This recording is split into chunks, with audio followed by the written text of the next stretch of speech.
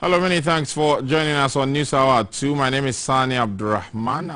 In this package, we'll be telling you the very latest happening in the country and beyond. Let's start with the very dominant issue, of course, the LGBTQI+, which has dominated headlines in the last couple of weeks.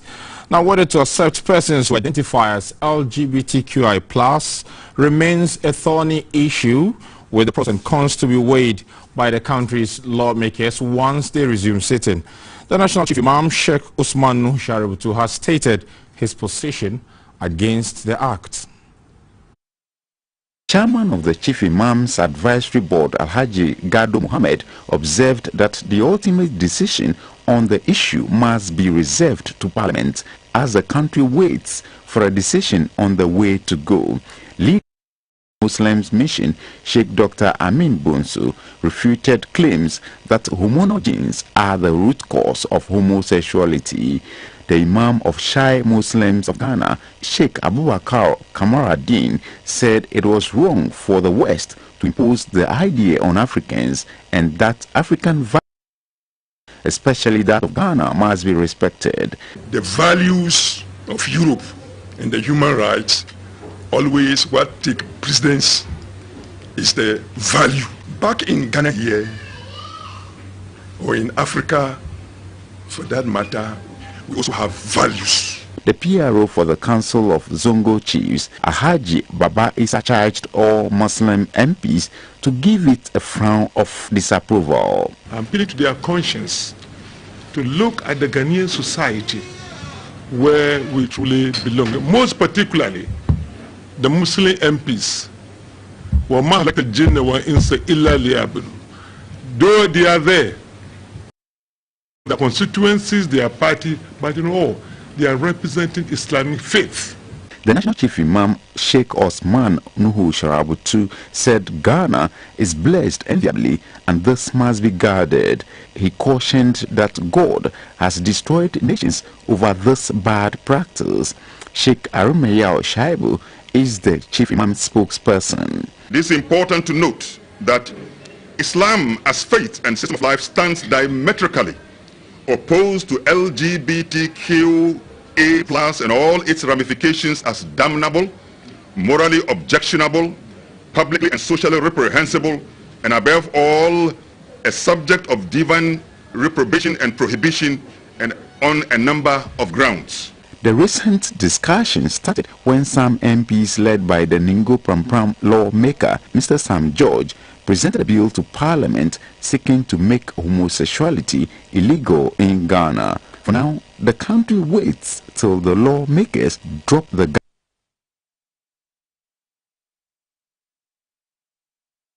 Now, gay sex is already punishable with up to 3 years in jail in Ghana, where homophobic persecution is widespread. Also, the LGBTQ+ bill is, if passed, the law will impose a penalty of up to 5 years imprisonment for being part of that practice and up to 10 years for advocating for their rights. Now, as Ghanaians await for the national decision to be made by Parliament, GBC News' Ofori Wadako is out and about sampling the views of the public on this development.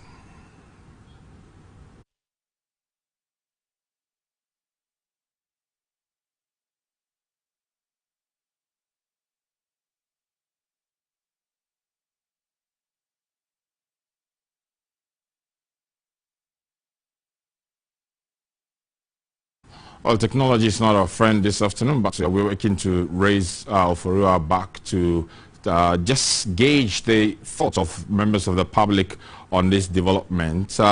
In some of the day's other stories, the Takoradi Circuit Court in the Western region has adjourned to November 11 a case involving the woman in the middle of the fake pregnancy and kidnap saga, Mrs. Josephine Pinyin-Mensah.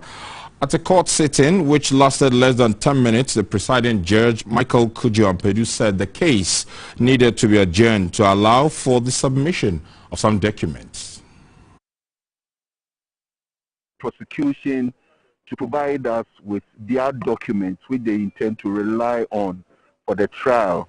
The law is that they have to disclose everything they intend to rely on their witnesses, their witness statements, the evidence that they intend to rely on, so to furnish us, so that we will see that we have been furnished with these documents. Then we take a date to do a conference, or we do the case management conference today. Unfortunately, there are some documents which prosecution need to add. I do not know about that. That is what they told us. And the substantive prosecutor couldn't attend court. So we have to send all the documents back to him to look through, because he's doing the prosecution, so that he comes. So we have taken a date. The documents have been given back to them. They go and the next time we come, on the next agenda date, we come and do the CMC if they serve us before we come to court. If they do not serve us before we come to court and they come and serve us on that day, you would have to take another date to go into the CMC, because we need to go through the documents to see that everything is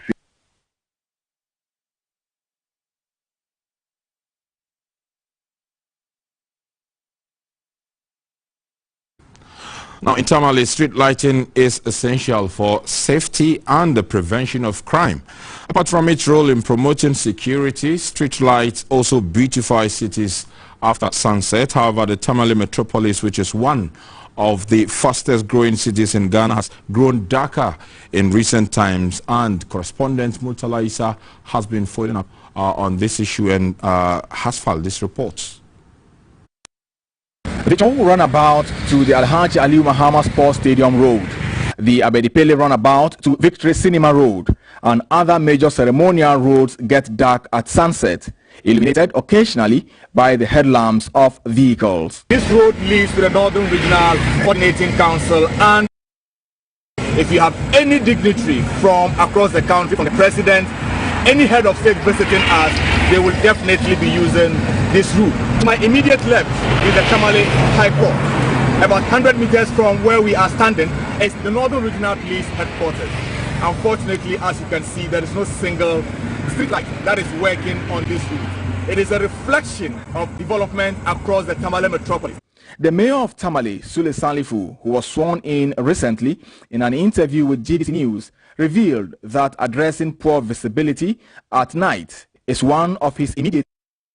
We look at how it's a security threat. I've already engaged the Metropolitan Coordinating Director to see how best we can resolve this matter.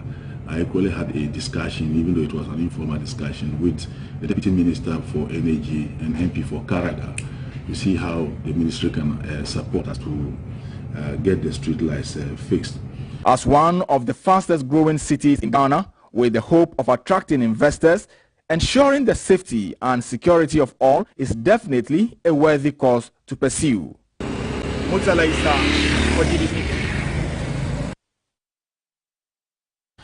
Now, speaking to GBC News on World Sight Day, the Upper East Regional Coordinator for the Eye Care Program, Mr. Moro Sanda, cautioned regular users of computers to take a 20-minute break after sitting for 2 hours. He says this will prevent what is known as computer vision syndrome. The principal nurse also says about 208 out of the 320 target patients in the region have been successfully operated on. Samuel Ayama is our regional correspondent and joins us live with more details on this issue. Hello, Samuel. Yeah, hello, Sunny. Thank you very much. There are a lot of activities currently ongoing here in the Upper East region. That is at the Bonatana Regional Hospital, another facility where they are carrying out a lot of activities to commemorate the day. I have Mr. Moro here with me to tell me or give me more details about the activities they are carrying on today to mark the day.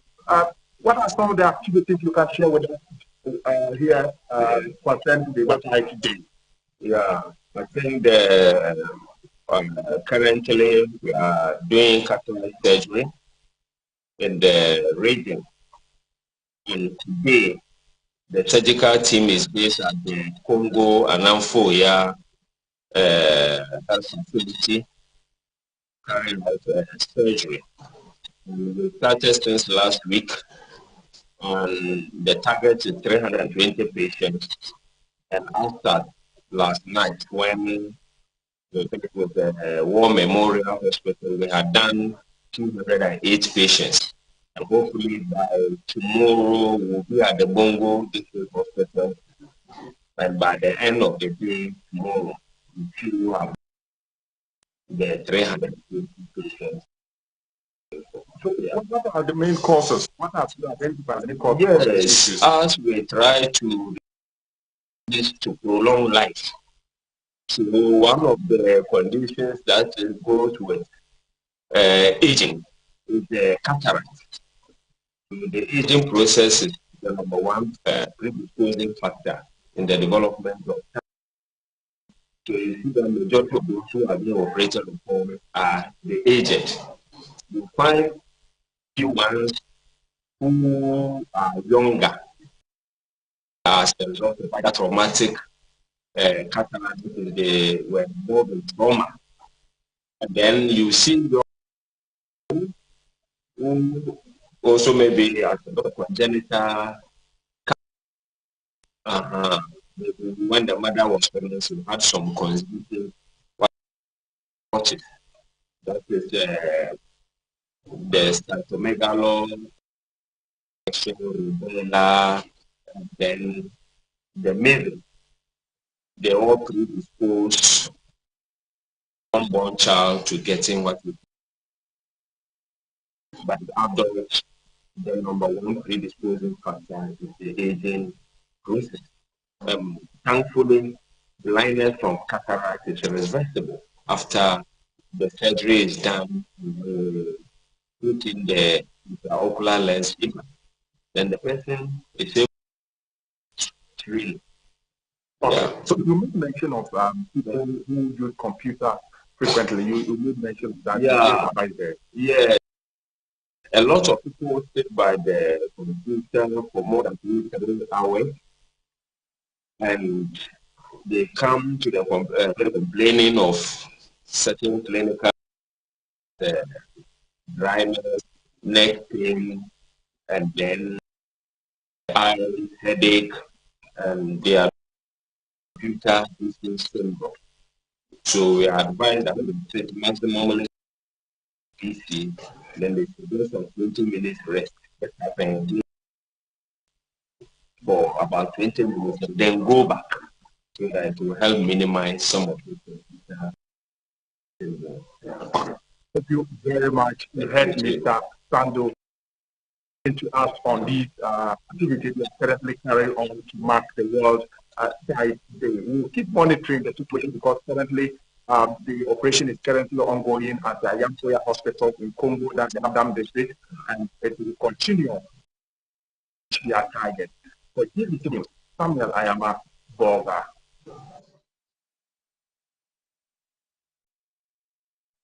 Thank you for that report, Samuel.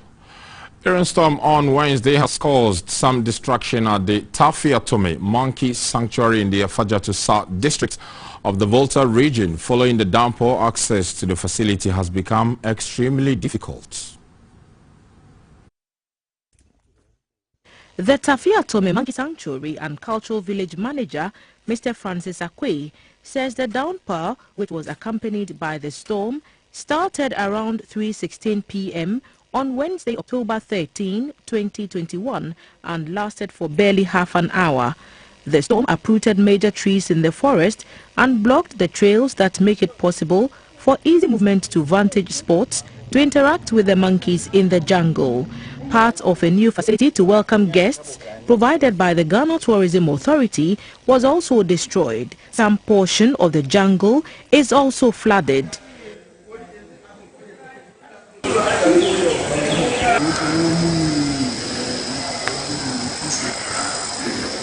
The manager of the facility, Mr. Francis Akwe, told GBC News that this is the first time such a disaster is being experienced. He says trees at the facility must be replaced to save the jungle and the natural habitat of the monkeys. Long-term investment like establishment of a vibrant nursery site should be established. That will employ people to always take care for planting trees in the jungle. In fact, we need to do this very quickly so that in the next few years, like 2-3 years, the forest can go back to its normal state. In fact, since ever, we've never heard of such a happening in this community before. The tour guides at the facility are therefore creating new trails to allow free movement to keep the place running. Officials of the Afajato South District Assembly and the Forestry Commission have visited the facility to assess the level of destruction. A walk through the Tafia Tome community also showed that some houses were affected as people were seen trying to put what was left of their houses together. Ghanaians over the age of 15 years have until 31st March 2022 to re-register their SIM cards. The Ghana card is a requirement for this registration process for citizens, foreign residents in Ghana, and foreigners staying for more than 90 days. However, some members of the public have raised concerns about the process. One of the benefits of the Ghana card, also known as the ECOWAS card, is to ease travels to ECOWAS member states without the need for a passport. Furthermore, authorities at the National Identification Authority (NIA) say the Ghana card will in future encompass whatever travels when fully integrated after bilateral talks and agreement are reached. Mr. Fuseni Musala, who spoke to GBC News, encouraged all to roll onto the Ghana card for its related benefits. Everybody, if you believe yourself as you are a Ghanaian, that is only Ghana card will qualify you to be a Ghanaian. Because in ECOWAS countries, even Togo here, when you are going there, if you call yourself you are Togo, you must have a national card in Togo. But in Ghana here for so many years, nothing to us to prove that we are a Ghanaian. Some, however, expressed dissatisfaction with registration and issuance processes. Ghana card, by register, in your media, and say, you see, me could register to say be a mobile money, and as a phone, a can't bear so partner. Maybe say, I mean, meet me a register my number. No, okay, to see, I mean, of Adama, share she minimu. Me say, a can't bear so partner, and I may be said, I can't bear so no matter. Meet me do share she nimenya. Say, me quack ye a yama me be, your citizen Ghana card. I tried opening a bank account for my son where they demanded the Ghana card, but I have not received mine, so I don't know what to do. Mati say, you register SIM for and I just saw a Ghana card. I heard that we are going to re-register our SIM cards with the Ghana card, so I will do exactly so. On the Bokasat Municipal Educational Directorate has organized the finals of the second Kingsley Science and Maths Quiz. The Siakwa RC Basic School came top to win the competition.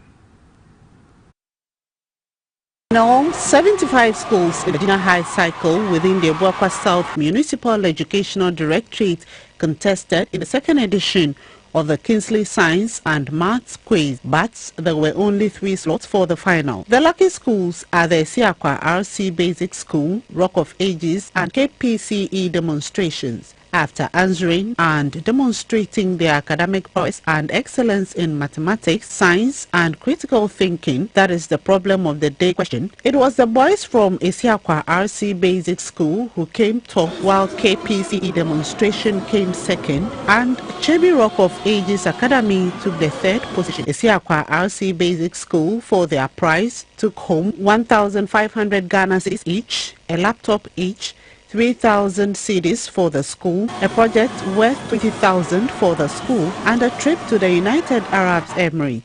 The second place school KPCE demonstration also won a cash prize of 1,000 Ghana cedis each, a laptop each, and educational souvenirs, while third place school Chebi Rock of Ages 500 Ghana cedis each, a laptop each, and educational souvenirs. The registrar of the Ghana Scholarship Secretariat, who is also the brain behind the initiative, is Mr. Kingsley Ajiman. If you're able to sustain this into the ensuing future, this great municipality will be able to churn out at least 350 science students at the high school level.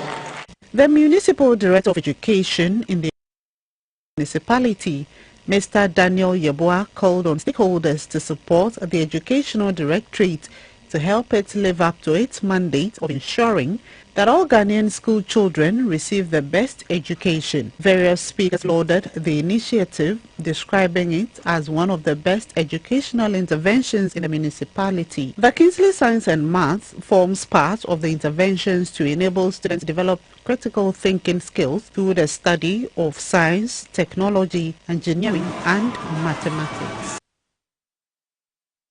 Now, back in Accra, pupils from underprivileged educational institutions have received support from two organizations, the Zango Development Fund and the Light Foundation. The two organizations who pledged their sustained support said the aim is to enable these pupils to have access to quality education irrespective of their societal background. Officials from the Light Foundation and the Zango Development Fund were at the Nuru Musafia, where they presented educational materials including notebooks and mathematical sets to pupils. The donation forms part of the organization's child support and protection program for underprivileged schools. The Chief Executive of Light Foundation, Sheikh Ali Napari, advised the pupils to pay attention to their studies so that they will become assets to their communities and the nation at large, while encouraging the pupils to eschew social vices and believe in themselves. The Chief Executive of the Zango Development Fund, Mr. Arafat Suleiman Abdullahi, assured the pupils of their support at all times. The pupils thanked the two organizations for the support. The next port of call was the La Baoleshi Presby School, another deprived school. Here, a similar donation was made to the pupils, while sanitary pads were presented to the female pupils in support of the school's drive towards a hygienic life. The Lights Foundation has so far embarked on humanitarian services in the areas of health, education, peace promotion, among others. The former Minister for Energy, Sanitation and Aviation, Mr. Joseph Kofi Adda, has passed. The former Member of Parliament for Navrongo in the Upper East region died at age 65. A family source says Mr. Adda died in the early hours of Thursday, October 14, 2020, on arrival at the Legon Hospital.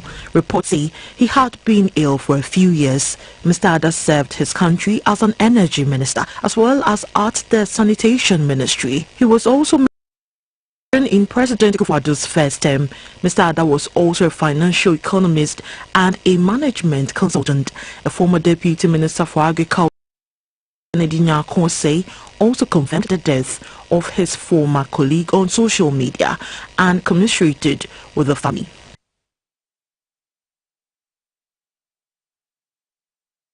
Now here is a brief on the life of the former minister and former member of parliament for Navrongo, Mr. Joseph Kofi Adda. Mr. Joseph Adda was born at Navrongo, the capital of the Katsina Nankana district of the Upper East region of Ghana. He had his secondary education at St. John's School, 2nd D, and obtained a Bachelor of Science degree in Politics and Economics from the Indiana Wesleyan University, Marion, Indiana, in the United States, which he attended between 1979 and 1982. Between 1982 and 1984, he was at Columbia University, New York, where he studied for a master's degree in international affairs, specializing in finance and banking. He went on to get a graduate certificate in African studies from the same university. In 1989, he obtained a certificate in French language and civilization from the Sorbonne University, Paris, France. It's still News Hour live on GBC News. We go for a break. We return with the very latest in the world of business.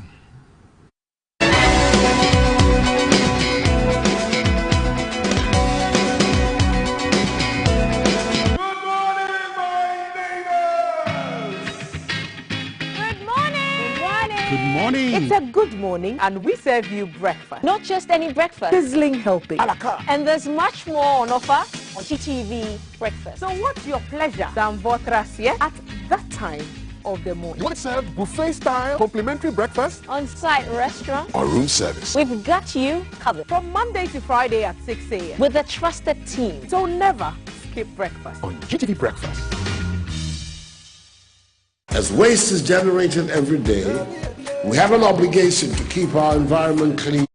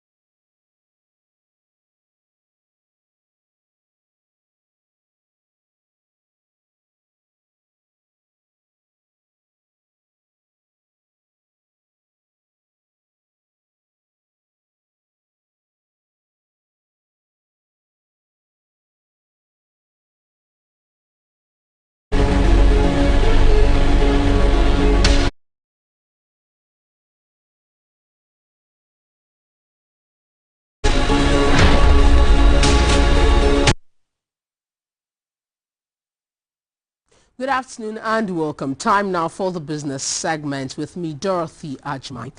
The Bank of Ghana has identified a money doubling scheme operating in Ghana under the pseudonym World Remits. According to the central bank, World Remits is a fraudulent scheme which is distinct from the globally renowned fintech World Remits, which is in the business of international fund transfers.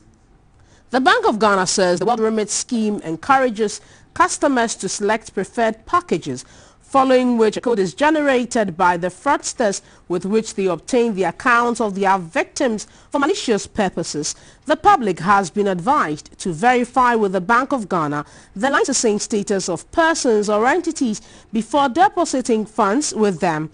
In a related development, the Bank of Ghana has denied running a promotion regarding its 64th anniversary celebrations.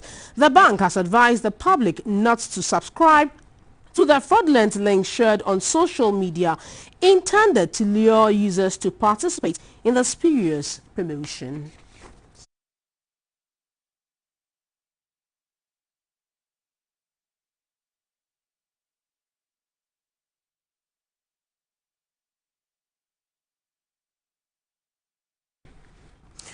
Intra-African export currently stands at 70% of the total exports from the continent.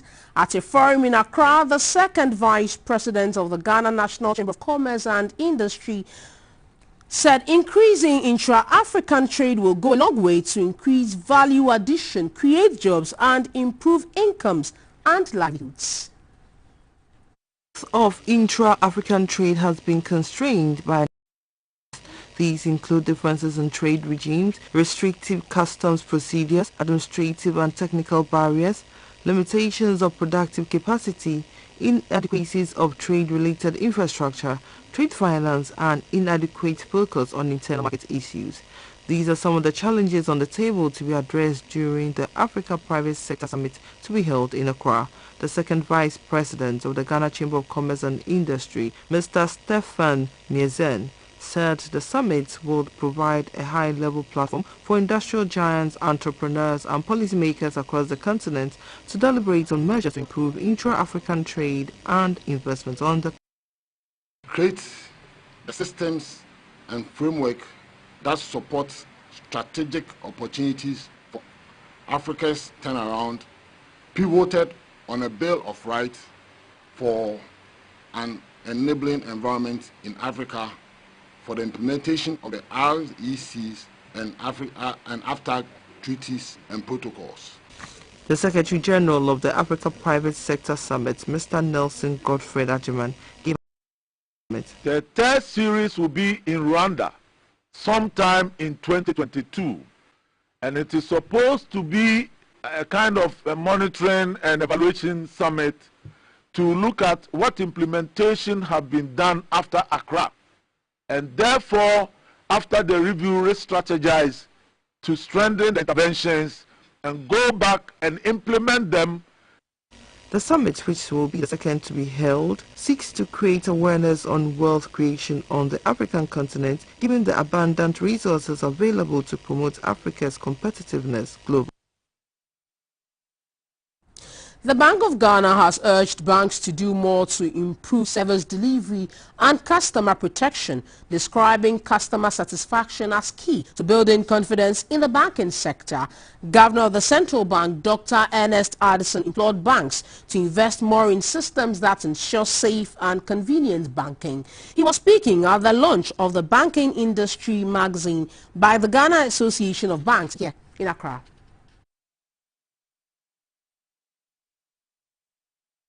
Bank of Ghana is in the process of implementing a risk-based approach to conduct supervision. This means that the bank will move from thematic silo-based conduct supervision to a more efficient risk-based conduct supervision. And all banks will be expected to put in place measures to mitigate such conduct risks. I am highlighting these for your attention and to draw to you the importance of ensuring that consumers are well treated. This expectation is not only important to the Bank of Ghana, but to also other stakeholders and the general public as well. I will therefore charge the association to use the magazine to educate the consumers and the public about their rights and responsibilities within the banking sector, and the things that improve satisfaction as enumerated above. As regulators, the Bank of Ghana will continue to pursue policies and programs that seek to improve the operational environment to ensure stability and soundness and build confidence in the system. Still watching the business segment of News Hour. A precision market conference involving the various trade associations and master craftspersons from Accra, Kumasi and Ho has taken place in Accra. The conference forms part of the Design and Technology Institute strategy to improve the work skills and practices of 5,000 master craftspersons and 1,000 SMEs through the Precision Quality Curriculum Training Program. Now 80% of jobs are in the informal sector. They would unlock the opportunities for jobs. But the sort of jobs that young people are looking for are quality, dignified and fulfilling jobs. Quality begins with you, and it's a mindset shift. And when you look at where the world is going, especially with the signing of the free trade area, it's going to be an open market. And so if you don't raise your standards, and if you don't look at the quality of your goods and services that are coming out, you'll be left behind. And I think it's high time we stop complaining that there are no jobs. I was trained from the informal sector, and I happen to work, for middle and upper income clients who will pay value for money. And they also have customer rights. If we all begin to adopt what a precision quality mindset looks like, I believe that would unlock the opportunity for lots of jobs in this country. And then it also stops people from just driving across our borders from Togo every morning to take a tiling job, finishing work and all that, because they just understand what quality looks like. Now we move to the Ashanti region, where our Ashanti regional correspondent Nicholas Osewusu joins us live, where he says the road that leads to the Kase depot of Bost has become the concern of not only workers there but commuters and motorists who also use that stretch of the road. The bulk oil and storage transportation Bost is a strategic national facility that is also a security nature because of its operations that involves highly flammable materials. Hello, Nicholas. Kindly update us. Okay, Dorothy, I'm currently positioned in front of the bulk oil storage and transportation bus at the Kase depot here in the Ashanti region, very close to Babylon. And the purpose of our report this afternoon is got to do with the nature of road that leads directly to the facility.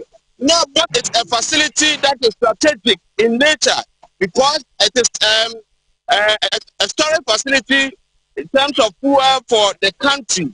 Anytime there's a need for a large scale of production or release of the oil onto the market, so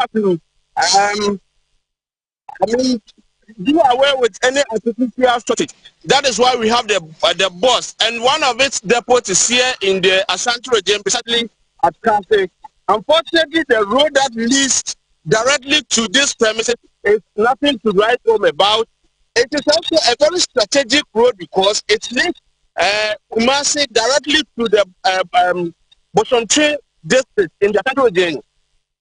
Currently, there's so much pressure on to Atonsu. The volume of traffic on that particular stretch is very huge, and so this, if it had been well constructed, would have provided an alternative to the motorists to also have and now I have got some motorists to speak to in connecting with the particular situation. Hello. Yeah, good afternoon, sir. But what to power happy? But a crown is saying. No. And today I'm talking about it. Yo, well, that was motor in this particular stretch of road. Another was good afternoon, sir.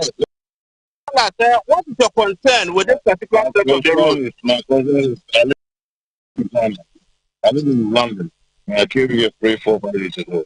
All right, and the thing is, this road has been going on for a long time, and then I'm surprised that this big company now I want me and fix this road. It's been going on for a long time.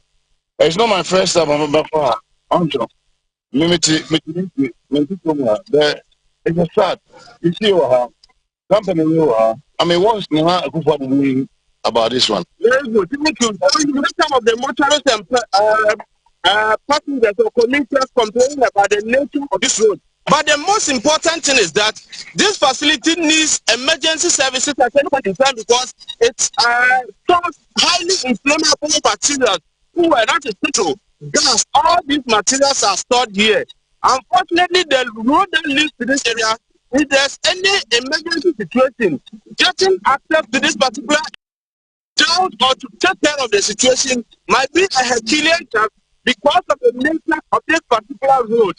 So for now, we are drawing attention to the fact that if there is any road that needs urgent attention from the powers that be or duty bearers, it is this particular set of road. This road also leads to the landfall side. It also leads to the wood village at here at Sokobine. And so you can see the number of cars that passes that pass this particular or that use this stretch of road. So we are drawing attention of authorities to give attention to this particular road so that in case of any emergency, fire service, police service, and then the National Ambulance Service could have easy access to this particular area and to take care of whatever emergency situation we may have on our hand. From the county depot of the bus, I am Nicholas Osewusu reporting for GBC News. Thank you, Nicholas. That was our Shanti Regional Correspondent, Nicholas Osewusu, updating us on the current nature of the road that leads to the Kasi Depot of Bost, which has become a concern of many. Let's have the performance of the local currency on the interbank market and the prices of gold, cocoa and light sweet from the Commodity Board.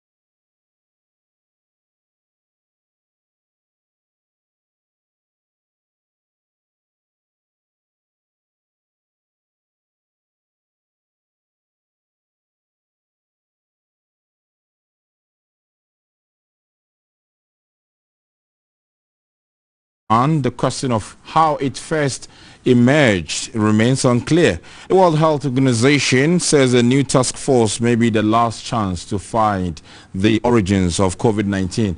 It has therefore nominated 26 experts to join a scientific advisory group on the origins of the novel pathogen.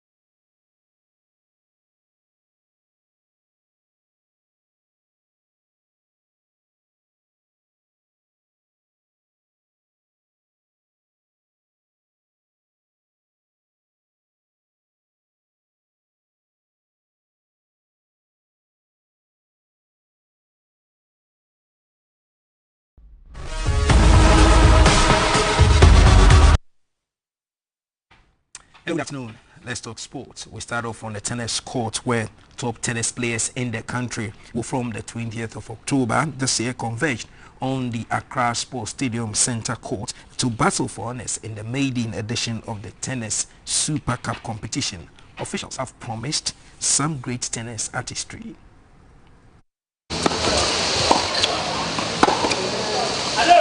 The Tennis Super Cup is an annual competition that takes place in October.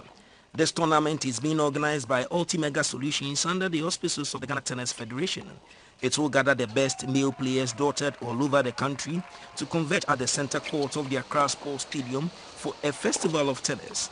Ahead of this all-important championship, officials are excited at the opportunity to watch competitive tennis in the country. The tournament director is the Ladem Tansen. Registration for this tournament is absolutely free because the focus is to help develop the already existing talents in the tennis fraternity, is to get the players out there so that their opportunities are widened. Our prize monies range from quarterfinals to the finalists, but who knows, we may have a wider range where first round also would go with something. It is also to encourage the players to know the profession, because we know that playing tennis, especially here in Ghana, is challenging. The marketing and social media coordinator of Ultimega Solution, Mr. Kudugudu Jr. said players will be rewarded financially. The reason why we got involved in this tournament is to help develop tennis in the home. And we realized in Ghana here, most of the sports that we pay more attention to is the football. I think it's just football. Officials say the event is open to the general public, but the COVID-19 protocols will be strictly enforced.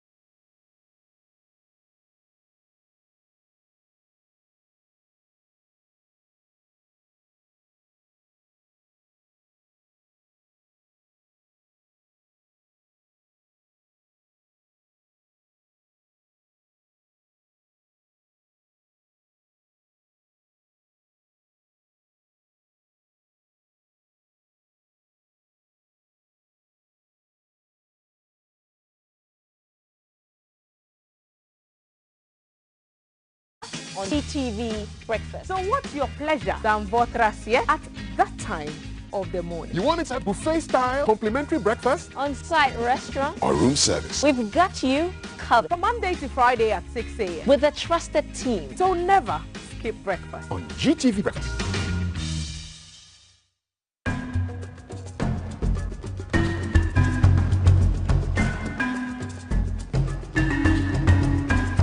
In the month of October, GBC News is offering its news platform to you, our viewers, to try your hands at citizen journalism.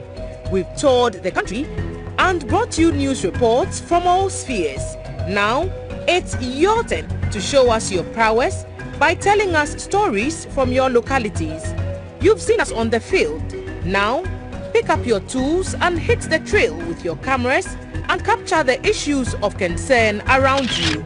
You can go all out, full measure, shaking together and running over. Send your videos to us on WhatsApp numbers 026 4000 996 or 026 4000 997. We will air your story in our news bulletins, giving you credit for your effort. Don't be left out of our October special news and governance channel.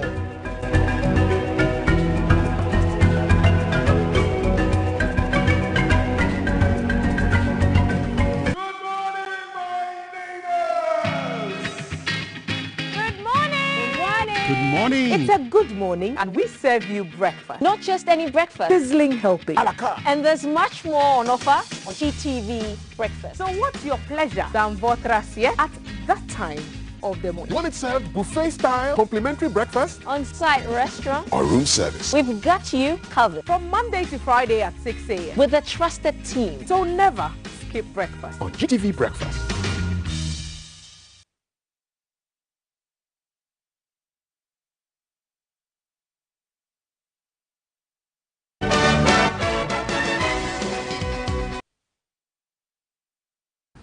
That's all we have for you in this package. We'll be coming back at 7 with more as to what's happening in the country and beyond. My name is Sunny.